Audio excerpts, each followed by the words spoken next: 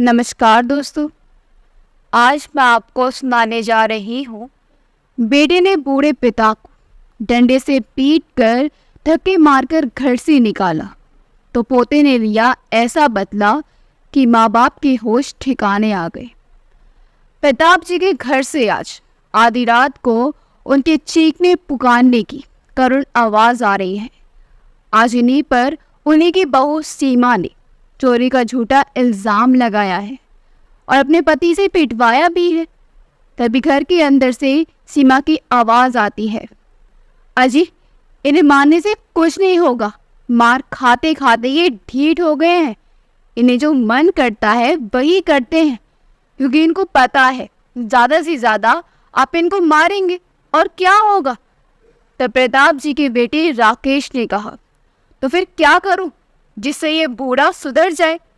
इन्हें बिना कपड़े के बाहर आंगन में छोड़ दीजिए और साथ में खाना पीना बंद कर दो, फिर देखना कैसे रास्ते पर आते हैं।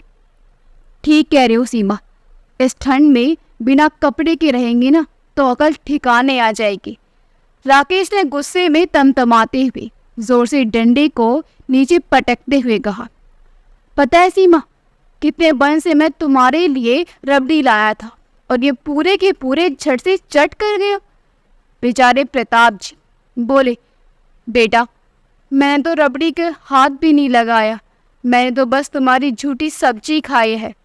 झूठ बोलता है बुड्ढा, एक तो चोरी, ऊपर से सीना चोरी, सीमा ने कहा और चुपचाप खड़ी खड़ी ससुर को ऐसी पीटता देखकर हंस रही थी, क्योंकि रबड़ी खुद सीमा नहीं खाई थी और नाम प्रताप जी का लगा दिया। राकेश जबरदस्ती प्रताप जी के कपड़े उतारने लगा। वह रोते हुए बार बार मिन्नतें कर रहे थे और कह रहे थे, बेटा ऐसा मत कर, तू चाहे तो मुझे भूखा प्यासा रख ले, पर मेरे कपड़े मत उतार, मैं बीमार पड़ जाऊंगा। बेटा तुझे पता है ना कितने कड़ाके की ठंड पड़ रही है, इस ठंड में मेरा खून जम जाएगा। बेटा ऐसा मत कर। बड़ी चिंता है खुद की, कभी ने बेटे की सोची है? इतनी उम्र हो गई है पर अभी भी इतना खाना खाता है, ऊपर से चोरी भी करता है। नहीं बेटा, मैंने कोई चोरी नहीं की, मुझे अपनी चिंता नहीं है। वह तो मैं हर रोज भगवान से मुझे उठाने की प्रार्थना भी करता हूँ, पर भगवान मेरी सुनता कहाँ है। और मैं बीमार इसलिए भी पड़ना चाहता क्योंकि एक तो भगवान मेरी सुनते नहीं और दूसरा बिना इलाज की बड़ा तड़पना। प्रताप जी के इतना कहते ही उनके बेटे राकेश ने कहा, आप कहना क्या चाहते हैं? मैं आपका इलाज नहीं करवाता, और करवाओ भी क्यों? क्या फालतू के पैसे हैं मेरे पास? और ये सजा ही आपके लिए ठीक रहेगी। ठीक है, अगर राकेश ने प्रताप जी की कमीज उतार दी और उन्हें ठिठुरती हुई ठंड में आंगन में बिठाकर घर का दरवाजा अंदर से बंद कर दिया। बेचारे प्रताप जी एक तो बुढ़ापे के मारे पहले ही कांप रहे थे, ऊपर से रात की ठंडी और तेज हवा उनके बदन को और भी कपकपा रही थी। बेचारे कभी सिमट कर एक जगह बैठ जाते तो कभी आंगन में मौजूद केले के पौधे का पत्ता तोड़कर खुद को ढकने की कोशिश करते, पर उन्हें गर्माहट कहीं से भी नहीं मिल रही थी और वह रोते रोते कहे जा रहे थे, बेटा अब कभी बिना पूछे नहीं खाऊंगा। बहू मुझे चाहे तो तुम एक हफ्ता भूखे रख लेना, पर अभी अंदर आने दो, ठंड बर्दाश्त नहीं हो रही है। बेटा बहू रहम करो इस बूढ़े पर। प्रताप जी की बातें किसी ने नहीं सुनी।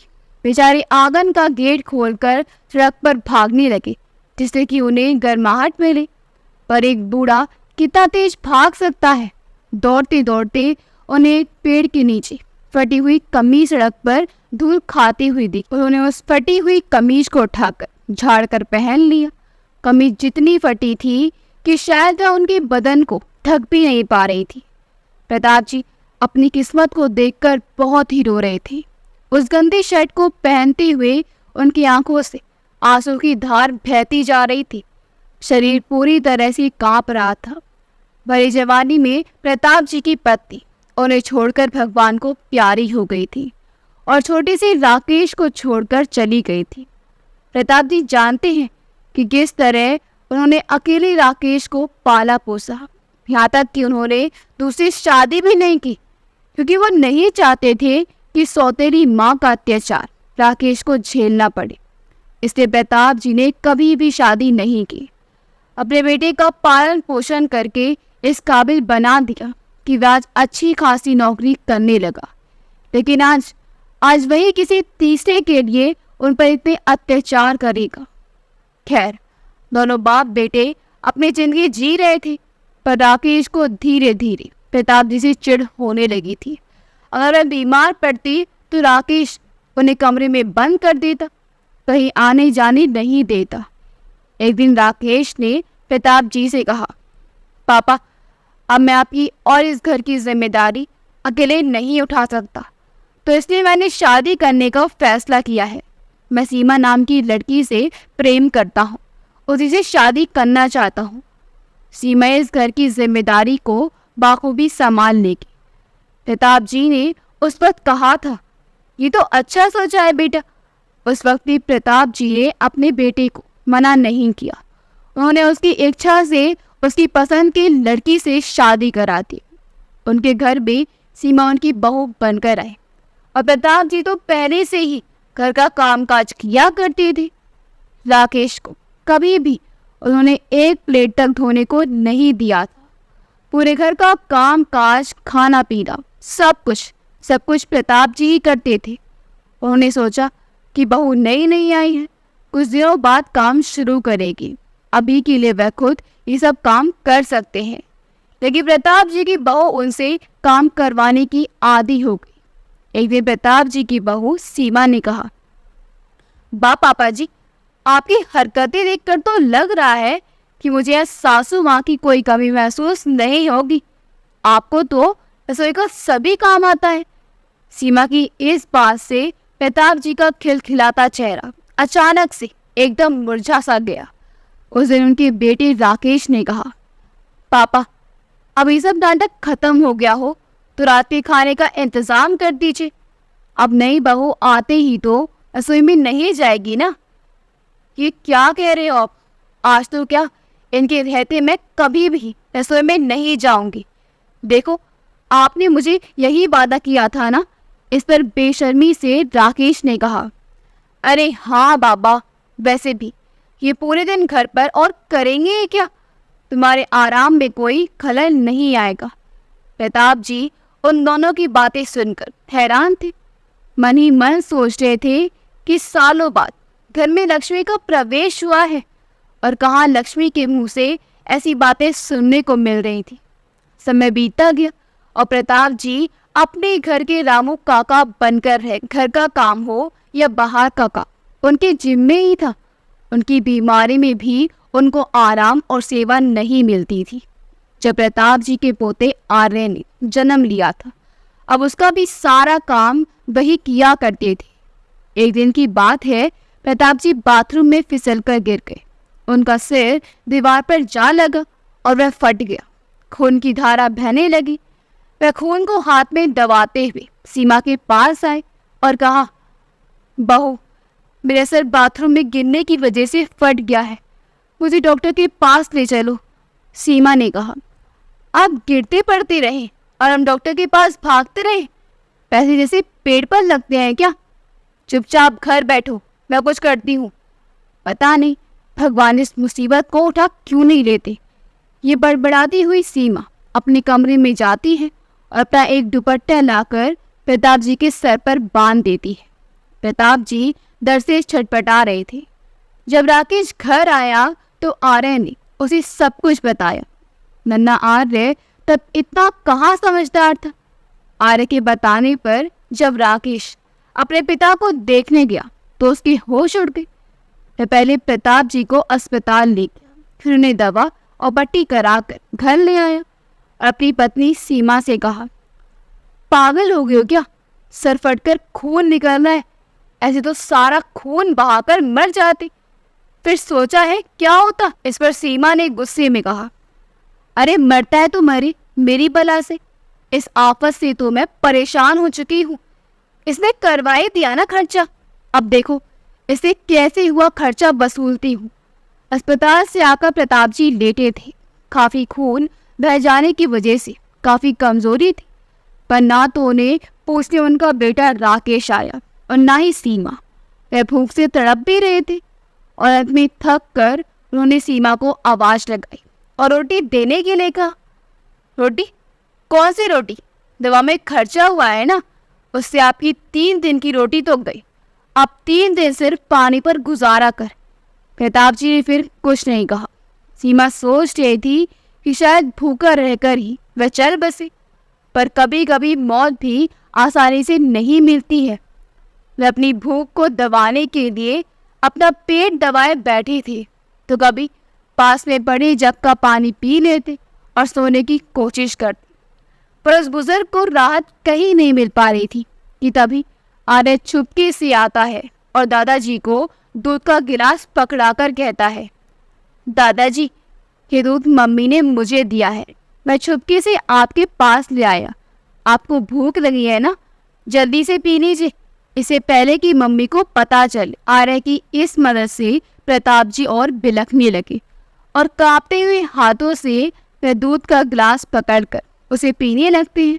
वह दूध को आधा गिराते आधा पीते, जिस पर आर्य कहता है, दादाजी, जितने दिन आपकी सजा है मैं इसी तरह आपको दूध दे जाऊंगा।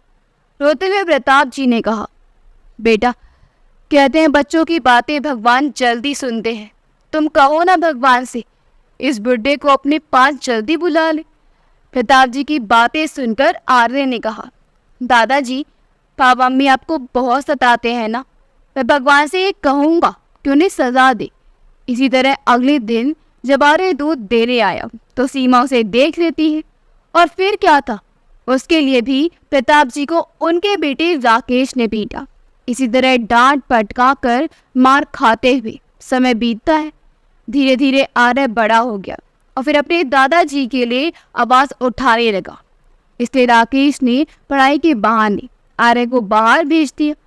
आर्य के जाने के बाद उन दोनों का वापस से वही रवैया शुरू हो गया। घर पर जो फटे पुराने कपड़े होते वे प्रताप जी पहनते थे। चप्पल भी फटी और कपड़े भी फटे, यहाँ तक कि कभी खाना भी उनको ताज़ा नसीब नहीं होता था। एक रोज बर्तन धोते हुए उसे एक प्लेट गिरकर टूट गई, जिसके लिए सीमा ने उन्हें पूरा दिन भूखा रखा। पर जब प्रताप जी दोबारा बर्तन धोने रसोई में गए तो राकेश की थोड़ी सी झूठी सब्जी थी। बस उसी बची हुई सब्जी को प्रताप जी मुरमुरे में मिलाकर खा ली और इसी वजह से उन्हें चोर कहकर कड़ाके की ठंड में बाहर खड़ा कर दिया और फिर पीटा गया। आज वही दिन था कि प्रताप जी सड़क पर बिना कपड़ों के ही ठंड में दौड़े जा रहे थे। इधर सीमा और राकेश खुश हो रहे थे कि चलो बुढ़ा कहीं मर गया होगा, और इसी खुशी में दोनों पार्टी कर रहे थे कि तभी अचानक मोहल्ले में बड़ी हलचल शुरू होने लगी। सीमा ने राकेश से कहा, पता नहीं आज मोहल्ले में बड़ी भीड़ है, पर मुझे कुछ खास नहीं पता चल रहा। आप जाकर पता तो करो, आखिर बात क्या है। राकेश उसी भीड़ में जाता है और घबराता हुआ बाहर आकर दरवाज़ा बंद कर लेता है और हाँफते हुए सीमा से कहता है, अरे गजब हो गया सीमा, सामने वाले तालाब में एक बूढ़े आदमी की लाश मिली है, वह भी नंगे बदन। अब पुलिस आएगी तो बाबा को घर ना देखकर कोई हम पर ही शक ना करे। जो होलिया लोगों ने बताया है उससे तो वह लाश पापा की ही मालूम पड़ती है। हम तो बुरे फंसे सीमा। आप सबसे पहले अपने चेहरे से ये घबराहट निकालिए, और अगर पुलिस आए तो कह देंगे वो हमारे बेटे से मिलने गए हैं। पर पुलिस अगर आर्य से पूछेगी तब? तुम तो जानती हो कि आर्य कैसा है। अगर वे कह दे कि दादा यहाँ नहीं है और ऊपर से दादाजी कहाँ गए, ये पूछकर वह तो हम पर ही चढ़ जाएगा। तुम भी ना ऐसे सुझाव देती हो कि क्या कहूँ। अच्छा ठीक है, हम कह देंगे कि तीर्थ यात्रा पर गए हैं और उनकी फ़ोटो दिखा देंगे, पुरानी वाली कोई भी। दोनों सब बातें कर ही रहे थे कि दरवाजे को किसी ने खटखटाया। सीमा ने दरवाज़ा खोल कर देखा तो दरवाजे पर पुलिस है। सीमा और राकेश के होश उड़ गए और वह डर से पसीने पसीने होने लगे। कांपते हाथों से दरवाज़ा खोला। जी साहब, कहिए पुलिस वालों ने कहा। आप लोगों ने सुना होगा, यह पास ही तालाब में एक बूढ़े आदमी की लाश मिली है और मोहल्ले वालों ने बताया है कि आपके पापा जैसे लग रहे हैं, तो हम इसलिए यहाँ आए हैं। पानी में चेहरा काफ़ी बिगड़ गया है तो पहचान पाना मुश्किल हो रहा है, इसलिए अपने पापा को बुलाइए, हम उसे कुछ पूछना चाहते हैं। हाँ हाँ, मेरे पापा जी बिल्कुल ठीक है, वह तो भी 4 धाम की यात्रा पर गए हैं। ये देखिए, उनकी भेजी हुई फ़ोटो भी है। लेकर सीमा ने अपना मोबाइल पुलिस के आगे दिखा दिया। पुलिस वालों ने कहा, तो ठीक है, आप बात कराइए उनसे हमारी, क्योंकि मोहल्ले वाले बता रहे थे कि इससे पहले आपके पापा कभी इतने दिनों तक बाहर नहीं रहे हैं। पुलिस ने जोर देकर कहा, वे क्या है ना, पापा इस बार अपने दोस्तों के साथ गए हैं, वे काफ़ी दिनों बाद गए हैं। राकेश ने हकलाते हुए कहा। ठीक है, अभी तो चलता हूँ, अगर ज़रूरत पड़ी तो फिर आऊँगा। यह कहकर पुलिस वहाँ से चली गई। अब पूरे 1 महीने तक लगातार पुलिस सीमा और राकेश को फ़ोन करके लगातार बार बार प्रताप जी के बारे में पूछताछ किया करती थी।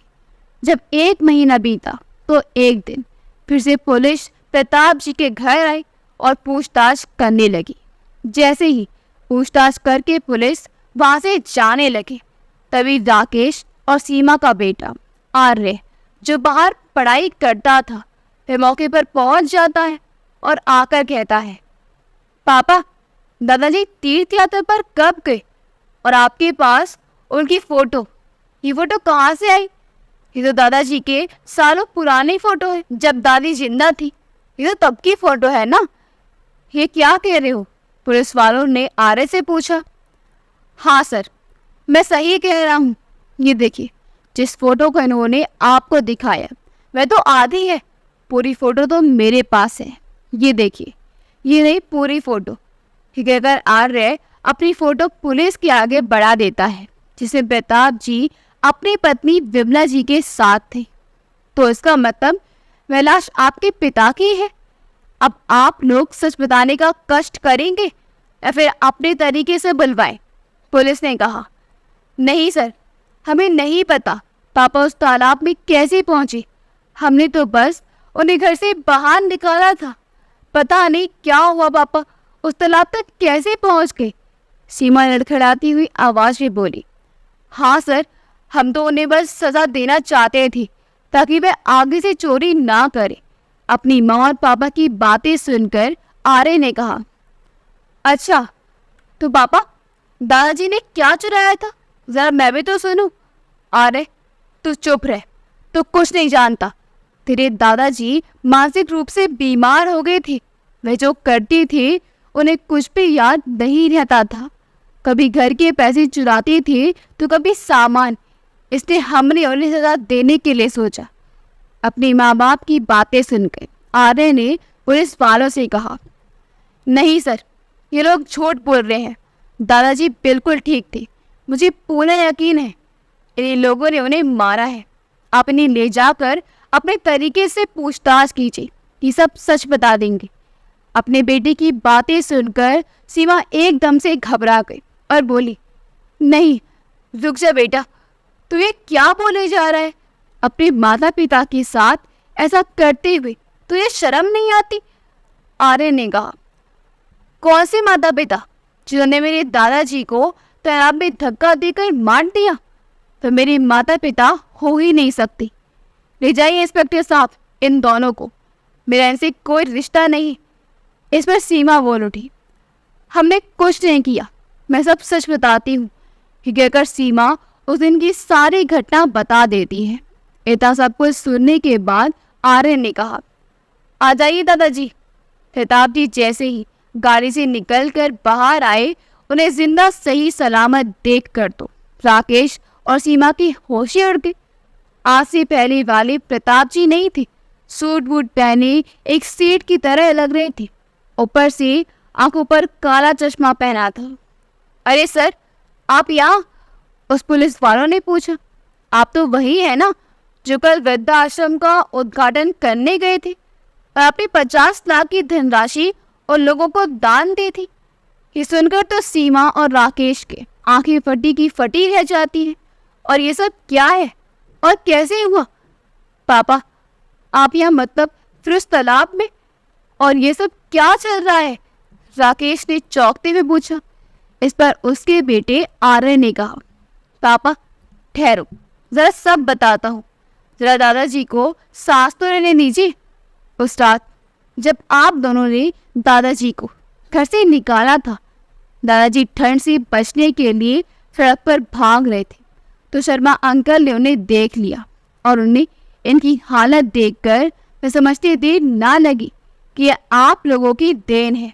इसलिए उन्होंने मुझे फ़ोन करके सब कुछ बता दिया। मैं गाड़ी लेकर 2 घंटे में वहाँ तुरंत पहुँचा और तब तक शर्मा अंकल को दादाजी पर नज़र रखने को कहा। जब मैं दादाजी के पास पहुँचा तो देखा बेचारे सड़क पर से धूल भरी कमीज पहन रहे हैं। सच कहूँ, मेरी आंखों से आंसू नहीं रुक रहे थे। जितना तरस मुझे दादाजी पर आ रहा था, उसे कहीं ज़्यादा गुस्सा आप दोनों पर आ रहा था। मैं तभी आप लोगों के पास आकर इसका जवाब मांगना चाह रहा था, पर फिर मैंने सोचा कि आप लोगों ने जो किया है उसके लिए अब कोई सवाल जवाब नहीं, सीधे सज़ा होनी चाहिए। मैं दादाजी को अपने साथ ले गया, उनकी अच्छी से देखभाल की। दादाजी की फिर से हिम्मत बढ़ाई, वे पहले की तरह अपने पैरों पर खड़े हो सके। दादाजी को इस दुख से निकलने के लिए मैंने उनको काम में बिजी किया। दादाजी अपने आप को बोझ ना समझे, इसलिए मैंने उनको अपनी कंपनी में 50% का मालिक बनाया। आज दादाजी मेरी कंपनी का काम संभाल रहे हैं। पापा, मैं उसके अगले ही दिन आने वाला था कि खुशखबरी देने की मैंने अपनी कंपनी शुरू की है, लेकिन उससे पहले ही मेरी मुलाकात दादाजी से हो गई। जो आप लोगों ने दादाजी के साथ किया है, और दुख से निकलने का बस एक ही तरीका था मेरे पास। आपने मुझे पाल पोस कर बड़ा किया, लेकिन मैंने बचपन से दादाजी को आपके हाथों मार खाते हुए देखा। पापा उन्हें डंडे से पीटते हैं, मुझे बहुत दुख होता था, लेकिन अब वही काम आपके साथ होगा। मैं तो आपको नहीं मारने पीटने वाला, मेरे संस्कार ऐसे नहीं हैं, लेकिन आपको पुलिस ज़रूर मारेगी। इंस्पेक्टर साहब, इन दोनों को ले जाओ और जो भी सज़ा बनती है दीजिए। आज से इस घर में मेरे दादाजी मेरे साथ रहेंगे। इतना कहते हुए आर्य अपने दादाजी का हाथ थाम लेता है और अपने माता पिता को पुलिस के हवाले कर देता है। पुलिस वाले सीमा और राकेश को गिरफ्तार कर लेते हैं और उन्हें जेल खाने में डाल देते हैं। उनके ऊपर अपने बुजुर्ग पिता को मारने पीटने, उत्पीड़न करने तथा उन्हें जान से मारने की कोशिश का केस चल रहा है। वे अब जेल की चक्की पीस रहे हैं और यहाँ पर आने अपने दादाजी की सेवा कर रहा है। किसी ने क्या खूब कहा है, बोया पेड़ बबुल का तो आम कहाँ से हुए। मनुष्य जैसा करेगा वैसा फल तो उसे मिलेगा ही, तो इसलिए अच्छे कर्म करें और अच्छे फल की प्राप्ति करें। अगर आपको हमारी कहानी अच्छी लगी हो तो हमारे वीडियो को लाइक करें, शेयर करें और हमारे चैनल योगीवर्स को सब्सक्राइब कर दें। मिलते हैं अगली वीडियो में। आपका बहुत बहुत धन्यवाद।